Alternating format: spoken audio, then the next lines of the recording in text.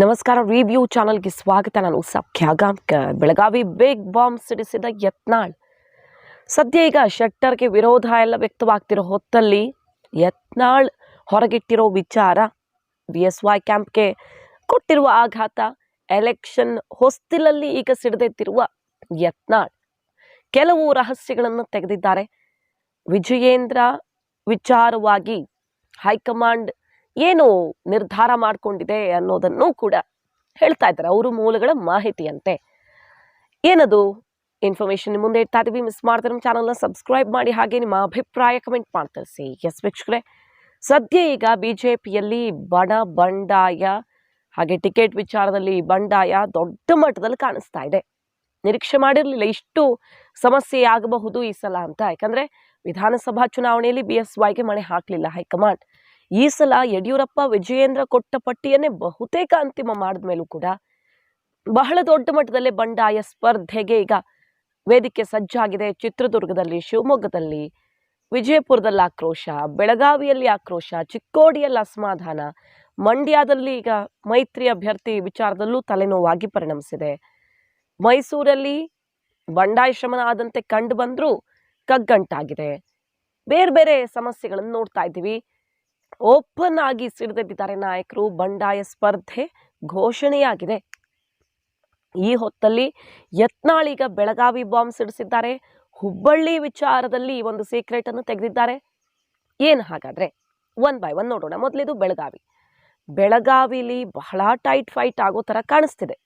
ಯಾಕಂದ್ರೆ ಮೊದಲ ಬಾರಿ ಸ್ಪರ್ಧೆ ಮಾಡ್ತಿದ್ರು ಮೃಣಾಲ್ ಹೆಬ್ಬಾಳ್ಕರ್, ಲಕ್ಷ್ಮೀ ಹೆಬ್ಬಾಳ್ಕರ್ ಅಬ್ಬರದ ಪ್ರಚಾರ.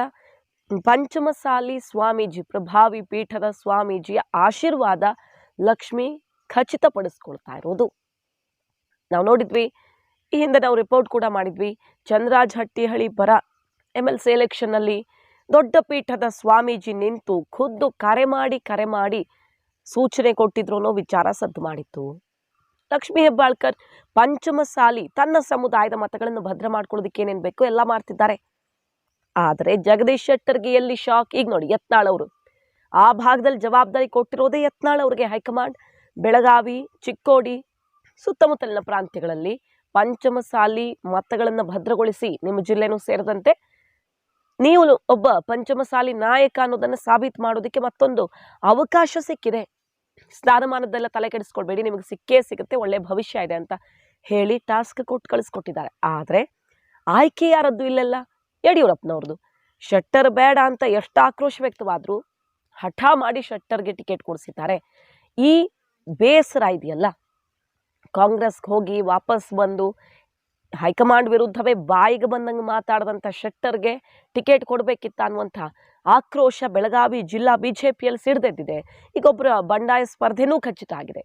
ಇದರ ನಡುವೆ ಯತ್ನಾಳ್ ಬಾಂಬ್ ಸಿಡಿಸಿರೋದು ಪಂಚಮಸಾಲಿ ಸಮುದಾಯ ಯಡಿಯೂರಪ್ಪನವ್ರ ಬೆನ್ನಿಗೆ ಇಲ್ಲ. ಅವರ ನಿರ್ಧಾರಗಳೆಲ್ಲ ತಲೆ ಕೆಳಗಾಗ್ಲಿವೆ. BSY ಕ್ಯಾಂಪಲ್ಲಿ ಗುರುತಿಸ್ಕೊಂಡಿರೋರೆ, ನಾವು ಬಿಡಿ, ಯಡಿಯೂರಪ್ಪ ಕ್ಯಾಂಪಲ್ಲಿ ಗುರುತಿಸ್ಕೊಂಡಿರೋರೆ ಯಡಿಯೂರಪ್ಪ ನಿರ್ಧಾರದ ವಿರುದ್ಧ, ಅವರ ಆಯ್ಕೆಯ ವಿರುದ್ಧ ಸಿಡಿದೆದ್ದಿದ್ದಾರೆ. ಯಾರೋ ಪಕ್ಷ ಬಿಟ್ಟು ಹೋಗಿ ಬಾಯಿಗೆ ಬಂದಂಗೆ ಮಾತಾಡಿ ವಾಪಸ್ ಬಂದವ್ರಿಗೆಲ್ಲ ಟಿಕೆಟ್ ಕೊಟ್ಟು ಕೂರಿಸಿದ್ದಾರೆ ಅಂತ ಹೇಳುವ ಮೂಲಕ ಶೆಟ್ಟರ್ ಪರವಾಗಿ ನಿಲ್ಲಲ್ಲ ಅನ್ನೋ ಕ್ಲಿಯರ್ ಮೆಸೇಜ್ ಕೊಟ್ಟಿದ್ದಾರೆ. ಇನ್ನೂ ಟೈಮ್ ಇದೆ, ಯಾಕಂದ್ರೆ ಎರಡನೇ ಹಂತದಲ್ಲಿ, ಎರಡನೇ ಫೇಸಲ್ಲಿ ನಡೆಯೋದು ಬೆಳಗಾವಿ ಎಲೆಕ್ಷನ್. ಆದರೆ ಯತ್ನಾಳ್ ತನ್ನ ನಿಲುವನ್ನು ಕ್ಲಿಯರ್ ಮಾಡ್ತಿದ್ದಾರಲ್ಲ. ಎಷ್ಟು ಓಟ್ ಇರೋದು ಲೆಕ್ಕದ ಪ್ರಕಾರ ಹೇಳ್ತೀವಿ ನೋಡಿ. 19 ಲಕ್ಷ ಹತ್ತರಲ್ಲಿ ಮತದಾರರು ಬೆಳಗಾವಿಯಲ್ಲಿ, ದೊಡ್ಡ ಕ್ಷೇತ್ರ. 6 ಲಕ್ಷ ಲಿಂಗಾಯತ ಮತಗಳಿವೆ. 6ರಲ್ಲಿ ಅರ್ಧಕ್ಕಿಂತ ಹೆಚ್ಚು 3.5 ಲಕ್ಷ ಪಂಚಮಸಾಲಿಗಳಿದ್ದಾರೆ. ಸೊ ನಿರ್ಣಾಯಕ, ಯಾರದ್ದೇ ಸೋಲು ಗೆಲುವನ್ನ ನಿರ್ಧರಿಸುವಂಥ ಸ್ಟ್ರೆಂಗ್ತ್ ಇದೆ ಅಲ್ಲಿ. ಶೆಟ್ಟರ್ ಕೂಡ ಪಂಚಮಸಾಲಿ ಸ್ವಾಮೀಜಿ ಅವ್ರನ್ನೆಲ್ಲ ಭೇಟಿ ಮಾಡಿ ಮಾತುಕತೆ ನಡೆಸಿದ್ದಾರೆ. ಆದರೆ ಯತ್ನಾಳ್ ಉಲ್ಟಾ ಹೊಡೆದು ಬಿಟ್ಟಿದ್ದಾರೆ. ಈಶ್ವರಪ್ಪನವರು ಒಂದೇ ಮಾತಿಗೆ ಪ್ರಧಾನಮಂತ್ರಿ ನರೇಂದ್ರ ಮೋದಿಯವರು ಒಂದೇ ಫೋನ್ ಕರೆಗೆ ಅವರು ವಿಧಾನಸಭೆ ಸ್ಪರ್ಧೆ ಮಾಡೋದನ್ನು ಹಿಂದೆ ಸರಿದ್ರು. ಗೌರವಯುತವಾಗಿ ಮತ್ತು ಕೆಲವೊಂದು ಮಂದಿ ಪಾರ್ಟಿ ಬಿಟ್ಟು ಹೋಗಿ ಮತ್ತೆ ಲೋಕಸಭಾ ಟಿಕೆಟ್ ತೊಗೊಂಡ್ಬಂದರು. ಇದನ್ನು ಸಹಜವಾಗಿ ನಿಷ್ಠಾವಂತ ಹಿಂದುತ್ವ ವಿಚಾರಧಾರೆ ಮಾತಾಡುವಂಥ ನಾಯಕರನ್ನ ಎಲ್ಲೋ ಕಡೆಗಾಣಿಸ್ತಾರೆ ಅನ್ನುವಂಥ ಭಾವನೆ ಬರ್ತದೆ. ಇದನ್ನು ಸರಿಪಡಿಸಬೇಕಾಗಿದ್ದು ಈ ಅಪ್ಪ ಮಕ್ಕಳು ಸರಿಪಡಿಸುವಂಥದ್ದು ವಾತಾವರಣ ಅಂತೂ ರಾಜ್ಯದಲ್ಲಿ ನಾವು ನೋಡ್ತಾ ಇಲ್ಲ. ನನಗಂತೂ ಮೊದಲು ಅಯೋಧ್ಯೆ ರಾಮ ಮಂದಿರ ಏನು ಅವತ್ತು ಉದ್ಘಾಟನೆ ಆಯಿತು. 28 ಲೋಕಸಭಾ 100ಕ್ಕೆ 100 ಗೆಲ್ತೀವಿ ಅನ್ನೋಂಥ ವಾತಾವರಣ ಸೃಷ್ಟಿ ಈ ರಾಜ್ಯದಲ್ಲಿ ಇತ್ತು. ಇವ್ರಿಗೆ ಅಪ್ಪ ಮಕ್ಕಳ ಗೊಂದಲದಿಂದ ಸ್ವಲ್ಪ ಕಾರ್ಯಕರ್ತರು ವಿಚಲಿತರಾಗ್ಯಾರ. ಈ ಚುನಾವಣೆಯಲ್ಲಿ ಯಾವುದೇ ರೀತಿಯ ಅಪಾಯ ಆಗುವುದಿಲ್ಲ. ಆದರೆ ಈ ಚುನಾವಣೆ ಮುಗಿದ ಮೇಲೆ ಭಾಳ ದೊಡ್ಡ ರೀತಿಯ ಒಂದು ಬದಲಾವಣೆ ಆಗಲೇಬೇಕು ಅನ್ನೋಂಥ ಕೂಗು ಕರ್ನಾಟಕದ ಬಿ ಜೆ ಪಿಯಲ್ಲಿ ಹೇಳ್ತದೆ. ಆ ಲಿಂಗಾಯತರೊಳಗೆ ಮೇಜರ್ ಅಂದ್ರೆ ನಮ್ಮ ಯಾರು ನಾವಂತರೂ ಒಬ್ಬರನ್ನು ಅವ್ರ ನಾಯಕತ್ವ ಒಪ್ಪಿಕೊಳ್ಳೋಕ್ಕೆ ಸಾಧ್ಯನೇ ಇಲ್ಲ. ಯಾಕಂದ್ರೆ ಅವನ್ನೆಲ್ಲ ಮೋಸ ಮಾಡ್ಯಾರ ನಮ್ಮ ಸಮಾಜಕ್ಕೆ. ಬೆಳಗಾವದಲ್ಲಿ ನೋಡಿರಿ, ಸ್ಥಳೀಯ ನಾಯಕತ್ವ ಗಟ್ಟಿದ್ದಾಗ ಈಗ ನನಗೂ ಹೇಳಿದ್ರು ಬಾಗಲಕೋಟೆ ಬೆಳಗಾವಿ ಚಾಯ್ಸ್ ಮಾಡ್ಕೊಂಡ್ರು. ನಾನು ಹೇಳಿದೆ ಬೇರೆ ಜಿಲ್ಲೆಯಲ್ಲಿ ಹೋಗಿ ಅಲ್ಲಿಯ ಕಾರ್ಯಕರ್ತರ ನಾಯಕರಿಗೆ ನಾವು ಯಾವುದೇ ರೀತಿಯಿಂದ ತೊಂದರೆ ಕೊಡೋದು ಬೇಡ. ಅಲ್ಲೆಲ್ಲೇ ಸಾಕಷ್ಟು ಪಕ್ಷ ಬೆಳೆದಿದೆ.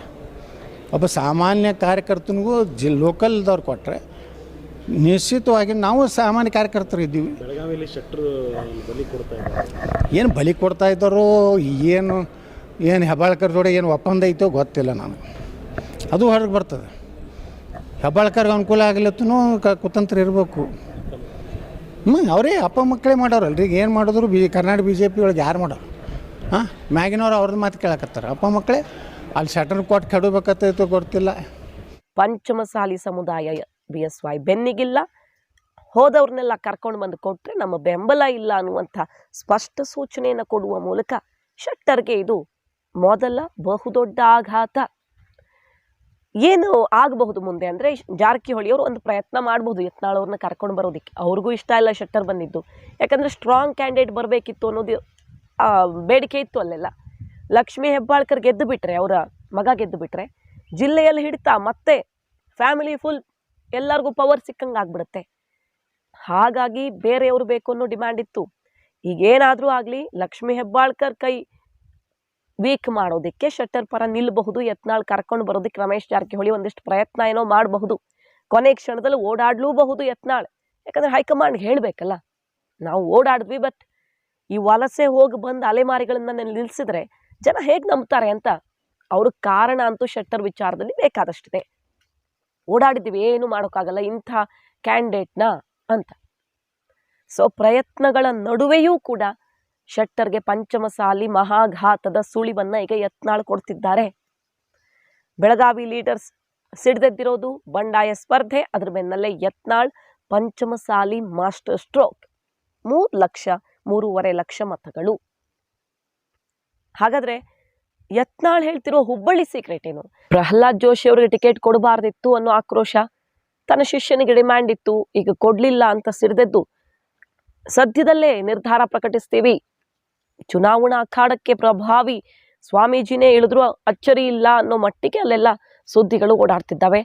ಜೋಶಿ ವಿರುದ್ಧ ಒಂದೊಂದೇ ಬಾಣ ಬಿಡ್ತಿದ್ದಾರೆ. ಲಿಂಗಾಯತರನ್ನು ತುಳಿತಿದ್ದಾರೆ, ಬೇರೆ ಬೇರೆ ಜಾತಿಯವ್ರನ್ನ ತುಳಿತಿದ್ದಾರೆ. ಯಡಿಯೂರಪ್ಪನವ್ರನ್ನ ಕೆಳಗಿಳಿಸಿದ್ದು ಇವರದ್ದೇ ಕೈವಾಡ ಹೈಕಮಾಂಡ್ ಮಟ್ಟದಲ್ಲಿ ಅಂತೆಲ್ಲ ದಿಂಗಾಲೇಶ್ವರ ಸ್ವಾಮೀಜಿ ಸಿಡ್ದೆದ್ದಿದ್ದಾರೆ. ಅವ್ರ ವಿರುದ್ಧ ಮುಗಿಬಿದ್ದಿರೋ ಯತ್ನಾಳ್ ಏಕವಚನದಲ್ಲಿ ಇವ್ರು ಹಿಂದೆ ಹೋದ್ರಷ್ಟೇ ಯಾರಿಲ್ಲ ಅಲ್ಲಿ, ಅವ್ರು ನಂಬಿಕೊಂಡು ನೀವು ಹೋದ್ರೆ ನಿಮ್ಮ ಹೆಸರು ಹಾಳಾಗತ್ತೆ. ನೆನಪಿರ್ಲಿ, ಜೋಶಿ ಅವ್ರು ಗೆದ್ದೇ ಗೆಲ್ತಾರೆ. ಇದು ಅಪ್ಪ ಮಗನ ಕುತಂತ್ರ. ಮುಂದೆಯಿಂದ ಹೆಲ್ಪ್ ಮಾಡ್ದಂಗೆ ನಾವು ನಿಮ್ಮ ಜೊತೆಗೆ ಇದ್ದೀವಿ ಅನ್ನೋದು ಹಿಂದಿಂದ ಚೂಟೋದೇ ಇವ್ರ ಕೆಲಸ, ಅಪ್ಪ ಮಗನ ಕೆಲಸ ಇದು ಅಂತ ದಿಂಗಾಲೇಶ್ವರ ಸ್ವಾಮೀಜಿ ಬಂಡಾಯಕ್ಕೂ ಕೂಡ ವಿಜಯೇಂದ್ರ ಲಿಂಕ್ ಅನ್ನ ಕೊಟ್ಟಿರೋದು. ಸೊ ಅವ್ರು ಹೇಳಿದ್ದೆಲ್ಲ ಸತ್ಯವೋ ಸುಳ್ಳೋ ಅನ್ನೋದಕ್ಕಿಂತ ಪಕ್ಷಕ್ಕೆ ಡ್ಯಾಮೇಜಿಂಗ್ ಇದೆಲ್ಲ ಬೆಳವಣಿಗೆ ಎಲೆಕ್ಷನ್ ಟೈಮಲ್ಲಿ. ಹಾಗೆ ವಿಜಯೇಂದ್ರ ಅವರನ್ನ ಎಲೆಕ್ಷನ್ ಮುಗಿತಾ ಇದ್ದ ಹಾಗೆ ಪಕ್ಷದ ಅಧ್ಯಕ್ಷ ಸ್ಥಾನದಿಂದ ಕೆಳಗಿಳಿಸೋದು ಗ್ಯಾರಂಟಿ ಅನ್ನೋ ಸುಳಿವನ್ನು ಕೊಡ್ತಿದ್ದಾರೆ. ಮಹಾ ಬದಲಾವಣೆಯ ಸ್ಪಷ್ಟ ವಿಚಾರ ನನಗೆ ಹೈಕಮಾಂಡ್ ಕಡೆಯಿಂದನೇ ಗೊತ್ತಾಗಿದೆ. ಇಲ್ಲಿ ಪೂಜ್ಯ ತಂದೆಯವ್ರ ಮಗನನ್ನು ಬಿಟ್ಟರೆ ಏನಾಗುತ್ತೆ ಪಕ್ಷದ ಕತೆ ಅನ್ನೋದು ಚೆನ್ನಾಗಿ ಗೊತ್ತು. ಇದೊಂದು ಚಾನ್ಸ್, ಪದೇ ಪದೇ ಕೇಳ್ತಿರ್ಬಾರ್ದಲ್ಲ, ನಮಗೆ ಕೊಡಲಿಲ್ಲ ಅಂತ ಅದೇ ಅಡೆತಡೆ ಆಗಬಾರ್ದು ಅನ್ನೋ ಕಾರಣಕ್ಕೆ ಕೊಟ್ಟಿದ್ದೀವಿ, ನೀವು ಏನು ಮಾಡಿದ್ದೀರಾ ಅನ್ನೋದು ಕಂಡಿದೆ, ಈಗ ಇಲ್ಲ ಅಂತ ಕ್ಲೋಸ್ ಮಾಡ್ತಾರೆ ಅನ್ನೋ ಮಾತುಗಳನ್ನು ಸುಮಾರು ಜನ BSY ವಿರೋಧಿಗಳು ಆಡ್ತಿದ್ದಾರೆ. ಈಗ ಯತ್ನಾಳ್ ಮತ್ತೊಮ್ಮೆ ಅದೇ ಬಾಂಬ್ ಸಿಡಿಸಿದ್ದಾರೆ. ಹೈಕಮಾಂಡ್ಗೆ ಕ್ಲಾರಿಟಿ ಇದೆ, ಎಲೆಕ್ಷನ್ ಮುಗಿತಾ ಇದ್ದ ಹಾಗೆ ನಾಯಕತ್ವ ಬದಲಾವಣೆ ಫಿಕ್ಸ್ ಅಂತ ಗುಡುಗಿದ್ದಾರೆ.